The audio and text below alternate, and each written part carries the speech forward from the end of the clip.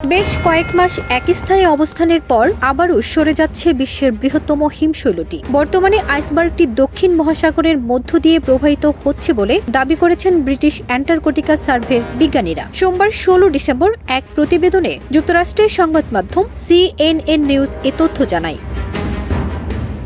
প্রতিবেদনে বলা হয়, গত আগস্ট মাসে পরিমাপের সময় দেখা যায় আইসবার্গটি মোট ৩,৬৭২ বর্গ কিলোমিটার এলাকা জুড়ে বিস্তৃত। রোড আইল্যান্ডের চেয়ে সামান্য বড় A23A আইসবার্গটি মূলত ১৯৮৬ সালে ফিলচনার রনে আইস সেলফ থেকে বাঁচানোর পর অবধি এখন পর্যন্ত বিজ্ঞানীরা সাবধানে এটি ট্র্যাক করেছেন। A23A আইসবার্গটি ৩০ বছরেরও বেশি সময় ধরে অ্যান্টার্কটিকের ওয়েডেল সাগরের তলদেশে স্থির ছিল। এরপর সম্ভবত এটি সমুদ্র তলের উপর আঁকড়ে ধরার স্থান যথেষ্ট পরিমাণে সংকুচিত হওয়ায় নড়ে চড়ে ওঠে আইসবার্গটি।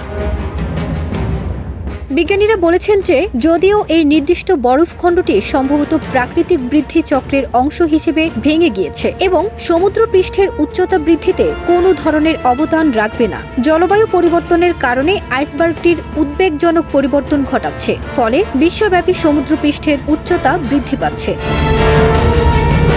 জলবায়ু পরিবর্তন এই বিশাল বিচ্ছিন্ন মহাদেশে উদ্বেগজনক পরিবর্তন ঘটাচ্ছে, সম্ভাব্য ধ্বংসাত্মক পরিণতি সহ বিশ্বব্যাপী সমুদ্রপৃষ্ঠের উচ্চতা বৃদ্ধির জন্য।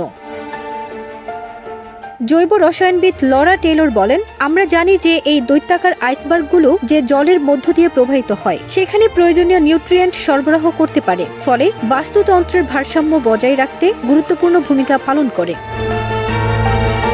আমরা আইসবার্গের আশেপাশের সমুদ্রের পৃষ্ঠের জলের নমুনা নিয়েছি। A23A আইসবার্গটির চারপাশে কি ধরনের জীবন তৈরি হতে পারে এবং কিভাবে এটি মহাসাগরে কার্বন এবং বায়ুমণ্ডলের সাথে এর ভারসাম্য প্রভাবিত করে তা নির্ধারণ করতে কাজ চলছে। তবে সবচেয়ে বড় আইসবার্গের অগ্রসর হওয়া পরিবেশের জন্য সুখকর সংবাদ নয়।